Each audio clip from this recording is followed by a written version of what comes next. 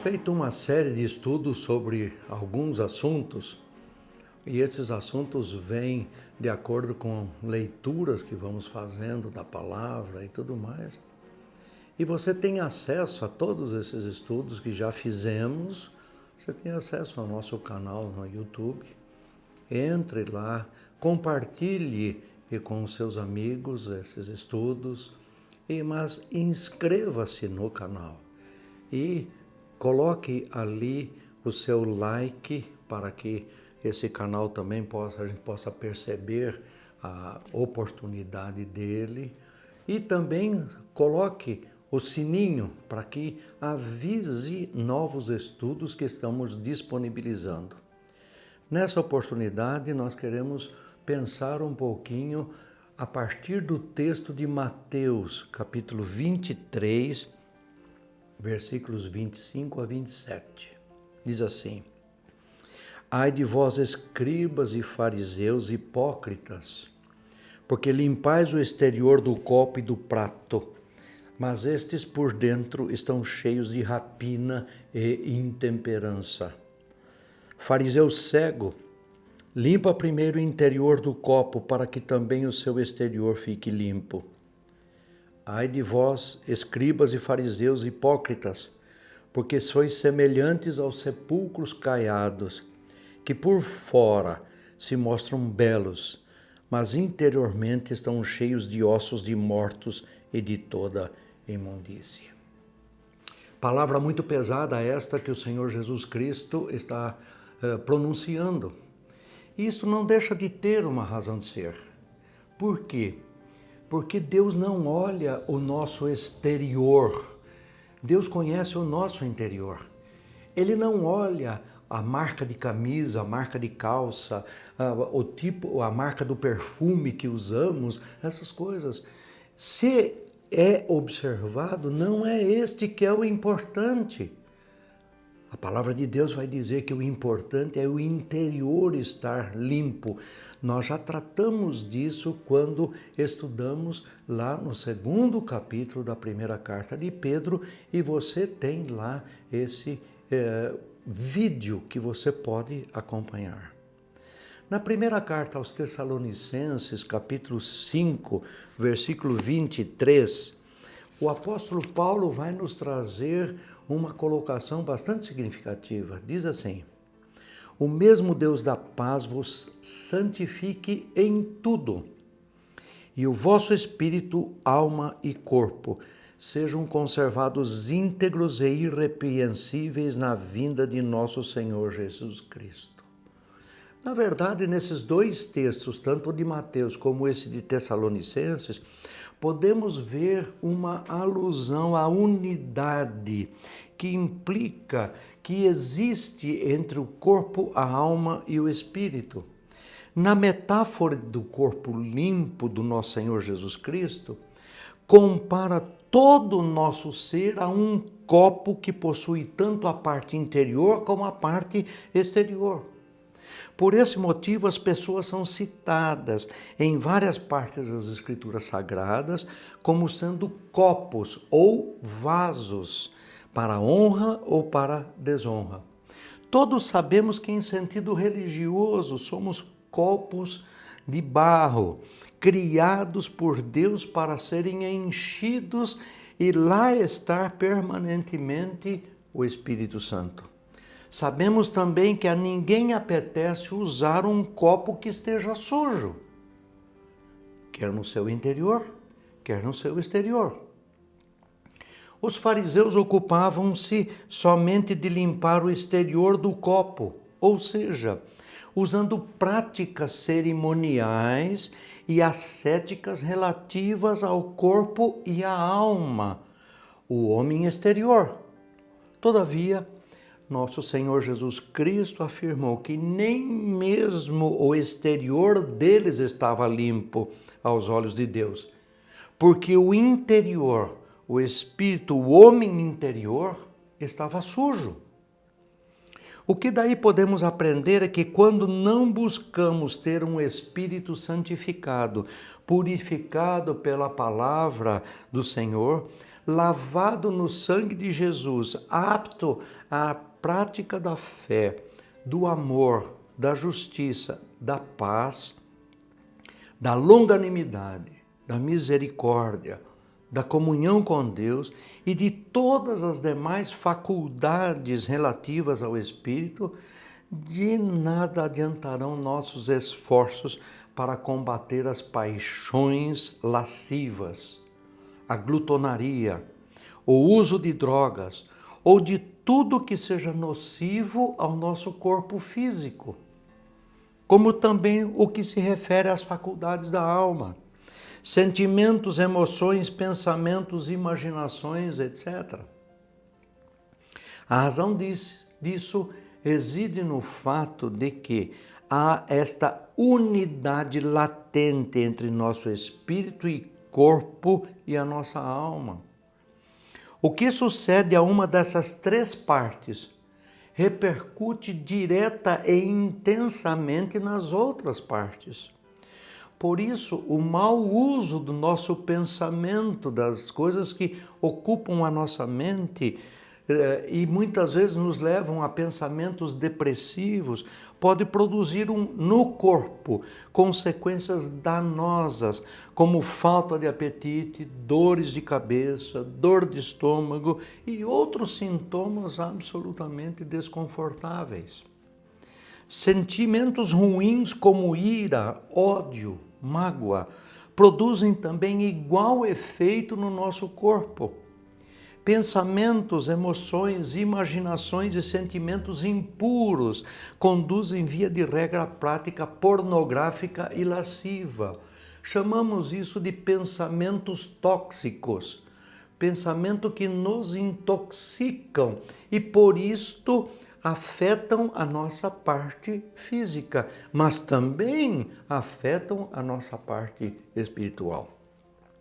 As consequências relativas ao nosso espírito são ainda mais danosas. Por quê?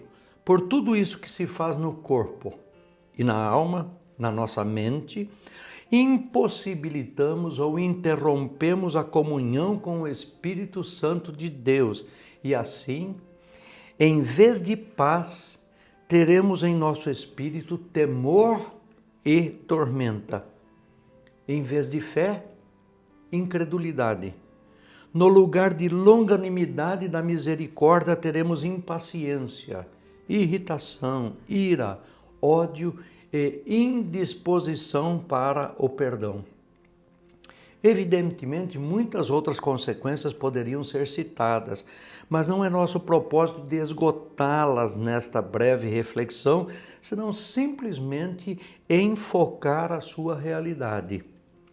No texto que lemos de 1 Tessalonicenses, capítulo 5, versículo 23, o apóstolo Paulo apresenta, portanto, a necessidade de que sejamos santificados por Deus em todas essas partes do nosso ser: espírito, alma ou pensamento e corpo. Porque se o exterior não for limpo, o interior também não o será, sendo a recíproca verdadeira.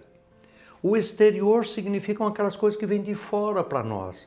É o ambiente onde vivemos, com quem vivemos e o que vamos recebendo e trazendo para ser considerado pelo nosso pensamento, para a nossa reflexão. Por conseguinte, nos é ordenado que ocupemos o nosso pensamento somente com o que for santo, puro, justo e agradável. Que não nos entreguemos à prostituição, à pornografia, à glutonaria, à violência, e isto contra o nosso próprio corpo. Quando vamos a Filipenses, no capítulo 4, versículo 8, encontramos Paulo dizendo o seguinte: finalmente, irmãos, tudo o que é verdadeiro, tudo o que é respeitável, tudo o que é justo, tudo o que é puro, tudo o que é amável, tudo o que é de boa fama, se alguma virtude há e se algum louvor existe, seja isso que ocupe o vosso pensamento. Prestem bem atenção. Não basta que seja verdadeiro, respeitável, justo, puro e amável. É necessário que haja alguma virtude, alguma coisa significativa que esteja trazendo por isto, por estas coisas, por esses pensamentos. Se não houver essa virtude, também não deve ser ocupada, não deve ocupar espaço na nossa mente.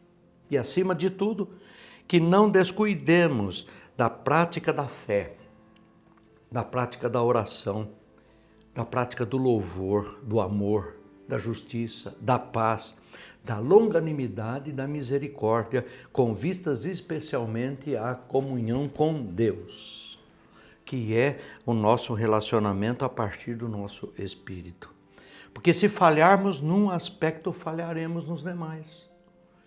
Daí se dizer, nesse mesmo texto de Tessalonicenses, 1 Tessalonicenses capítulo 5, versículo 23, eu vou repetir a leitura. O mesmo Deus da paz vos santifique em tudo, e o vosso espírito, alma e corpo sejam conservados íntegros e irrepreensíveis na vinda de nosso Senhor Jesus Cristo. Quem já fez faxina em alguma casa? Acredito que ninguém aqui é daqueles que varre e joga a poeira debaixo do tapete. Existem também os preguiçosos que varrem o chão, mas têm preguiça de limpar as teias de aranha no teto ou a sujeirinha nos cantos. A Bíblia diz que o nosso corpo é o templo do Espírito Santo.